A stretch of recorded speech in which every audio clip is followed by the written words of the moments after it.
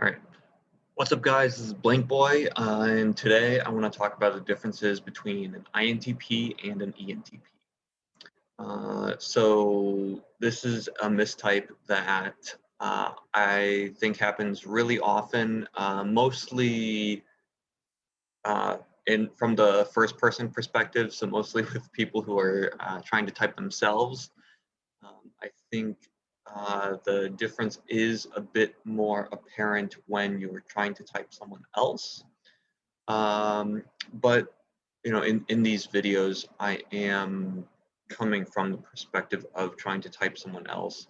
So if you are trying to type yourself, maybe this will be useful, maybe not. All right, so now the similarities between these two types, on the whole, um, cannot be understated. They are said to have lots of similarities. They're both sort of memed that they're procrastinators.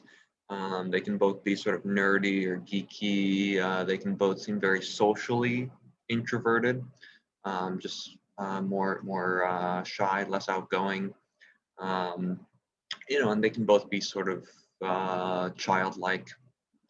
Um, but I'm not gonna belabor why they're similar. Let's talk about their differences.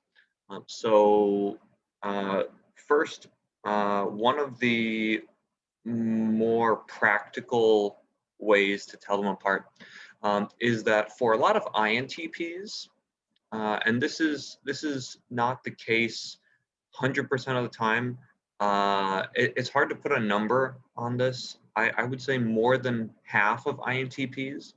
Um, for a lot of INTPs, their voice won't exceed a certain decibel threshold. It's just it stays below a certain point, and it's like they have a challenging time projecting, getting their voice beyond that point. Um, of course, this is not restricted to INTPs only, but in this video, at least, I'm talking about the differences between those two types. Yeah, a lot of INTPs seem like they just can't project. And this is not going to be the case for ENTPs. There aren't ENTPs who cannot project their voice. I mean, maybe there are like very, very edge case. That would be very edge case. They would probably have some kind of other psychological trauma, what have you, going on. But within the normal range, ENTPs can project just fine. Many INTPs cannot. Then the next difference I want to talk about is something that I'm going to go ahead and call moment affirmation. I don't know what to call it, but this is just sort of a fundamental difference between extroverts and introverts on the whole, where extroverts, and I believe this is because extroverts are a bit more reward seeking and introverts a bit more punishment avoiding. But ENTPs, they seem much more in the moment. Um, not that they don't have long-term plans. I think we all have long-term plans. But ENTPs are sort of good or bad, depending on your perspective. They're good at getting lost in the moment, at getting caught up in what is happening now. And I think this comes off in some ways that are very distinctive. Um, they can seem very distracted, just distracted by things that are going on. INTPs are going to seem a bit more focused on one thing at a time. But as well as being distracted, ENTPs seem much more alert to their surroundings. than INTPs. They're more alert, kind of like a prey animal, kind of like an animal with eyes on the side of their head. Um, ENTPs, and I know they're known for things like getting swept up in the clouds and stuff. But despite that, um, I think ENTPs are noticeably more alert to their surroundings than INTPs. Um, and we talk about both these types sort of going off into the clouds, getting lost in thoughts, say. But uh, when you're interacting with someone, I want you to let's say you're interacting with the person you're trying to type. Um, I want you to ask them about uh, how their mind is going off in the clouds, and I think what you'll notice is that more often than not, and of course it's not a hard and fast rule, but more often than not, for an ENTP, despite going off in the clouds as may be the case, um, often their minds may go on a tangent rooted in something very relevant to the interaction. Let's say that you are talking about gardening, and all right, you notice that they I don't know, their eyes glazed over or something. They're sort of not there with you anymore. You ask them, what's going on? Where's your mind? Um, and it may have gone, wherever, uh, but they'll have some root in gardening, in this interaction. Maybe not necessarily the topic of the conversation, but something in the interaction.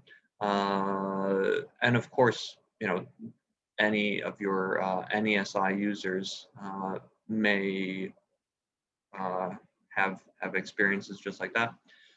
But more often than not, for INTPs, um, they'll have stronger roots. So being led by TI, um, they'll have stronger roots in their reflections and the standards gleaned from their reflections. Uh, this I don't know if this is surprising to you or not, but INTPs have standards. Their primary organization of information is by their standards. And of course, these standards are very different from person to person. So it would be very hard for me to talk about the standards of the entire class of INTPs. But and then also, their standards are not just written on their face the way that it is for our FI-DOM friends, the ISFPs and INFPs. Um, but you'll notice that INTPs do hold themselves to some standards, and that they are, on the whole, as a class, they're much more self-flagellating uh, within their set of standards than ENTPs are. I recognize that I kind of went on a tangent from what I was saying before, but I think this is an important point too. That yeah, INTPs, they are they hold themselves to a higher standard. This is not to say that ENTPs are poorly behaved, but that their treatment of their own behavior is not primarily governed by the standards that they've set for themselves. It is more governed by the moment, the real time curiosity and sort of uh, the places that the external world is taking them. And of course, this can be as something as seemingly non-external as a story in a book, right? As you're reading a book, you can be caught up in the momentum of a well-written story, and that's certainly the case. So I don't necessarily mean some sort of adventure that you're going on all across town, or something like that. Um, let's see.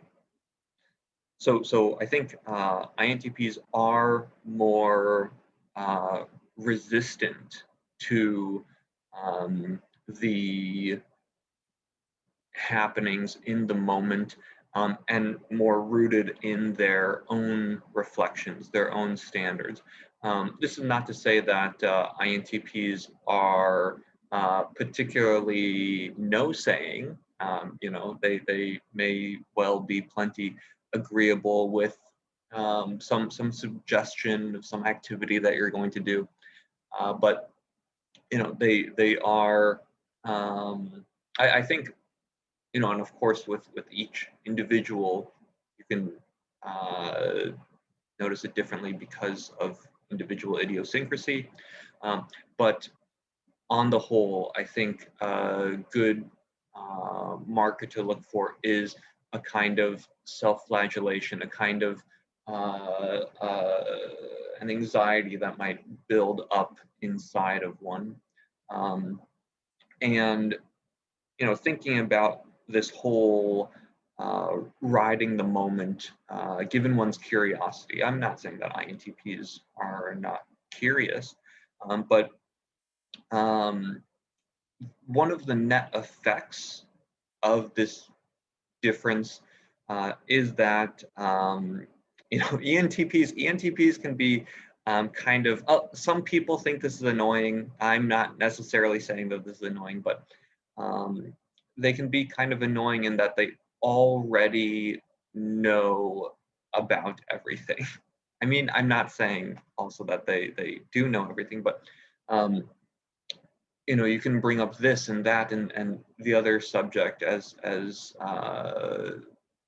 different as they may be, and the NTP may be like, okay, yeah, I know about that thing too. They do tend to be generalists, um, and of course, you'll if you try hard enough, I'm sure you'll be able to find anyone's blind spot. But I think INTPs are more prone to having more blind spots, to being a bit more focused in their area of expertise, uh, to not be quite such generalists. Um, and this, I think, has to do with that many INTPs are Enneagram type 5s, which are type that is on the whole uh, focused on their area of expertise. There are not really so many ENTPs who are type 5s, according to me, not in my experience. Um, just as a trend. So these are trends on the whole, um, but I think they're still useful when trying to tell these two apart. Um, there's one more difference that I want to talk about, just one that's very much on the surface. That's very easy to pick up on, which is the difference in their excitability. I think ENTPs, and I guess this whole video has one theme, and if you had to compact that theme into a single word, I would say excitability. Um, in riding the moment and saying yes to the moment, um, often ENTPs can be quite excitable. Of course, this is also peculiar to what excites the particular individual at hand. What is very exciting to one person may be very boring to another person. But given that you have you've struck their thing that they're excited by. ENTPs can really light up to a great degree, and INTPs feel much more subdued in their excitement. So given the same sort of thing, oh, I've found the thing that excites you. INTPs do not spring to life to the same degree that ENTPs do. They really feel much more emotionless. Um, and I know both of these types can sort of feel cold-blooded. On a surface level. I don't mean that their hearts are that way, but I think INTPs can seem less full of excitement, even as you're engaging them in a very exciting way to them. I think that's a useful marker for telling these two types apart. All right, so that's all I got for this video. Yeah, thanks, and I'll see you next time.